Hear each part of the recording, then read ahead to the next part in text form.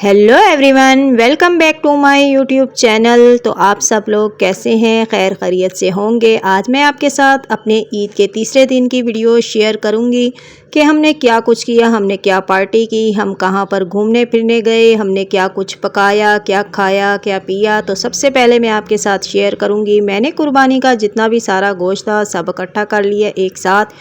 कुछ मैंने पैकेट बनाकर फ्रीज़र में रख दिया और कुछ मैंने कीमा करवाने के लिए अलग कर लिया, क्योंकि इस तरह से पहले ही इंसान को बहुत ही ज़्यादा आसानी रहती है। तो मैंने उसमें से थोड़ा सा गोश्त हड्डियों वाला निकाल लिया था, क्योंकि अगर आप हड्डियों की यखनी बनाए ना चावलों के लिए तो बहुत ही ज़्यादा चावल टेस्टी और मज़ेदार बनते हैं। मैंने गोश्त को अच्छी तरह से धोकर उसमें से सारा ब्लड साफ़ कर लिया था। बस फिर मैंने गोश्त को कुकर में डालने के बाद और उसके साथ थोड़ी सी चर्बी भी डाली थी, क्योंकि चर्बी से भी चावल बहुत ही ज़्यादा मज़ेदार बनते हैं, उसमें खुशबू भी बहुत ही ज़्यादा शानदार हो जाती है। उसमें मैंने कुछ मसाले ऐड किए, बिरयानी मसाला, हल्दी, नमक, गरम मसाला, सब कुछ मैं एक साथ डाल देती हूँ।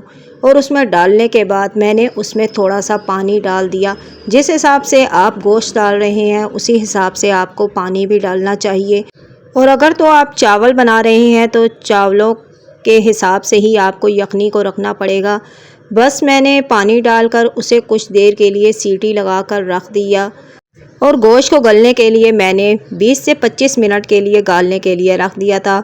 और जब मैंने सीटी उतारी तो बाद में गोश्त अच्छी तरह से गल चुका था, यानी कि चावलों की यखनी बनाने के लिए गोश्त अच्छी तरह से तैयार था। बस फिर मैंने गोश्त की बोटी को हल्के से हाथ लगाया तो वो बहुत ही ज़्यादा गर्म थी, लेकिन गोश्त अच्छी तरह से गल चुका था। और दूसरी ही तरफ मैंने 1 किलो साबुत चावल लेकर उन्हें अच्छी तरह से 3 से 4 पानियों में भिगोकर साफ़ कर लिया था, क्योंकि चावलों में कुछ ज़रा गंद वगैरह जो रेत होती है वो सारा आसानी से निकल जाता है। कुछ देर के लिए आप भिगो कर रख देते वो तो बिल्कुल ही साफ़ सुथरे हो जाते हैं और उनमें से सारी रेत ख़त्म हो जाती है। साथ ही साथ मैंने चावलों के लिए प्याज को ब्राउन होने के लिए देगची में डाल दिया। जब प्याज अच्छी तरह से ब्राउन हो गए तो फिर मैंने यखनी में से हड्डियाँ और गोश्त को निकालकर अच्छी तरह से भूनने के लिए पहले प्याज में उसे अच्छी तरह से ब्राउन कर लिया।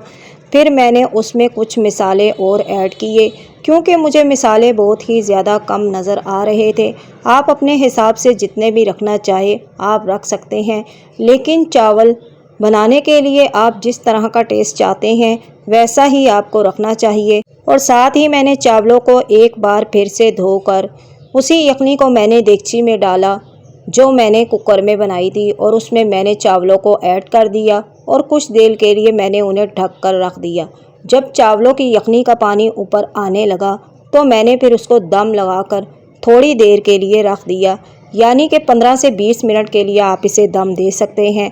और जब 15 से 20 मिनट गुजरने के बाद जब मैंने चावलों का ढक्कन हटाया तो चावल बहुत ही मज़ेदार हमारे तैयार हो चुके थे। कली कली खिली हुई थी चावलों की, जो कि बहुत ही मज़ेदार नज़र आ रहे थे।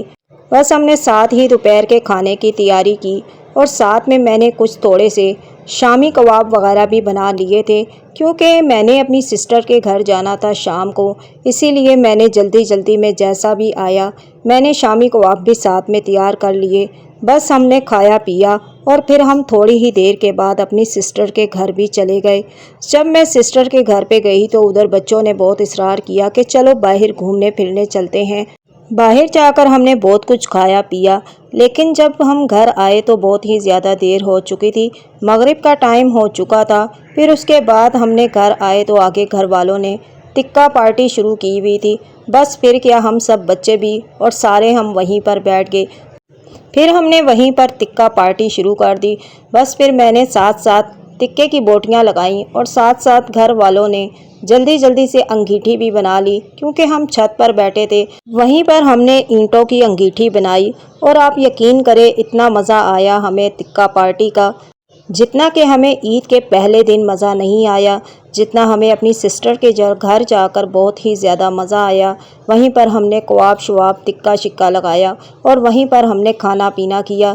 میری سسٹر نے بھی چاولوں کا پلاؤ بنایا ہوا تھا، بس وہ یہی کہہ رہی تھی کہ اوپر ہی سب کچھ لے آتے ہیں، یہیں پر بیٹھ کر کھا لیتے ہیں۔ میں نے کہا کہ ہاں بہت ہی مزہ آئے گا آج تو۔ پھر بس جلدی جلدی سے ہم نے ساتھ ساتھ ٹکے کھائے اور ساتھ ساتھ بچوں نے بھی بہت ہی انجوائے کیا۔ بچے سب کہہ رہے تھے کہ آج ہمیں بہت ہی زیادہ مزہ آ رہا ہے۔ بس ہم نے پھر وہیں پر بیٹھ کر سب کچھ کھایا پیا۔ تو آپ ہمیں ضرور بتائیے گا کہ آپ کو یہ ولاگ کیسا لگا ہے، اور آپ ہمارے چینل کو لائک اور سبسکرائب ضرور کیجئے گا۔ بس پھر میری سسٹر بھی چاولوں کا پلاؤ وہیں پر لے آئی، ہم نے وہیں پر سب کچھ کھایا پیا اور بہت ہی زیادہ انجوائے کیا، اور گھر کی بھی دیر ہو رہی تھی، بس ہم نے جلدی جلدی کھایا اور گھر کے لیے نکلے۔ تو اب ملتے ہیں ہم نیکسٹ ولاگ کے ساتھ، تب تک کے لیے اللہ حافظ۔